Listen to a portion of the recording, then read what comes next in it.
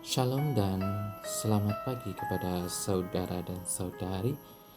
Pada hari ini kita bertemu kembali di dalam santapan firman Tuhan 24 Mei 2022 bersamaan dengan hari Selasa. Nah, bacaan Injil pada hari ini dipetik dari Injil Yohanes bab 16 ayat 5 hingga 11. Bersama kita mendengarkannya dan merenungkannya. Tuhan beserta kita sekarang dan selama-lamanya. Inilah Injil Yesus Kristus menurut Santo Yohanes. Dimuliakanlah Tuhan. Dalam amanat perpisahannya, Yesus berkata kepada murid-muridnya, "Sekarang aku pergi kepada Dia yang telah mengutus aku, dan tiada seorang pun di antara kamu yang bertanya kepadaku, 'Kemana engkau pergi?' Tetapi benar yang kukatakan kepadamu adalah lebih berguna bagi kamu jika aku pergi.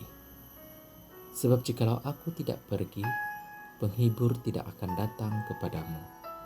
Sebaliknya, jikalau aku pergi, aku akan mengutus Dia kepadamu.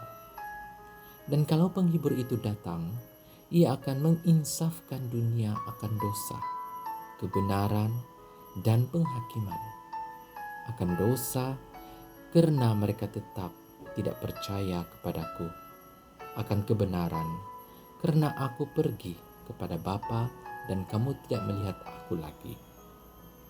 Akan penghakiman karena pengusaha dunia ini telah dihukum." Demikianlah Injil Tuhan. Terpujilah Kristus. Saudara dan saudari yang terkasih, Roh Kudus disebut sebagai penolong. Sebanyak 5 kali dalam Perjanjian Baru, dengan menggunakan nama itu, Yohanes hendak menggarisbawahi peranan Roh Kudus sebagai seorang penasihat, suatu sumber pendorong, penghiburan, pertolongan, dan kebenaran. Yesus pulang ke rumah Bapa untuk mempertanggungjawabkan semua yang ditugaskan Bapa kepadanya. Kita tidak usah berduka cita. Yesus berjanji akan mengutus Roh Penghibur kepada kita. Roh Penghibur akan menginsafkan dunia akan dosa, kebenaran, dan penghakiman. Nah, saudara dan saudari, Roh Penghibur akan membuat kita bersukacita dalam melakukan tugas kita. Walaupun Yesus tidak akan bersama mereka lagi dalam daging, Roh Kudus, Roh Yesus akan berdiam di dalam diri kita masing-masing. Satu-satunya hal yang lebih baik daripada Yesus ada bersama dengan kita adalah Yesus berada dalam diri kita. Nah, dalam konteks ataupun dalam Konsili Vatikan yang kedua, mengajarkan tentang karunia-karunia Roh Kudus. Demikian.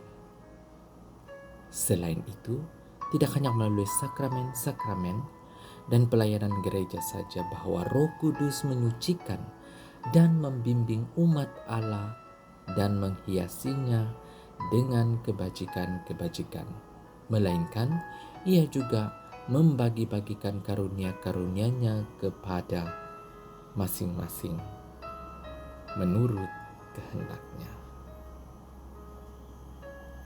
Nah, di sini kita boleh rujuk melalui 1 Korintus ayat 12 hingga 11. Nah, di kalangan umat dari segala lapisan, ia membagi-bagikan rahmat istimewa pula yang menjadikan mereka cakap dan bersedia untuk menerima pelbagai karya atau tugas yang berguna untuk membaharui gereja serta meneruskan pembangunannya.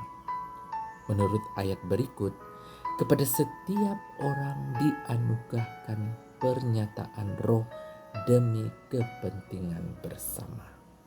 Nah, krisma-krisma itu amat istimewa, lebih sederhana dan tersebar lebih luas, hendaknya diterima dengan rasa syukur dan gembira. Sebab karunia-karunia tersebut sangat sesuai dan berguna untuk menanggapi kebutuhan-kebutuhan gereja. Nah, saudara dan saudari, bersama ini marilah kita percaya dan marilah kita bersatu bahwa Roh Kudus Tuhan itu senantiasa bersama di dalam diri kita, walaupun Yesus tidak bersama dengan kita pada masa sekarang ini, tetapi Roh Yesus itu senantiasa berada di dalam kita.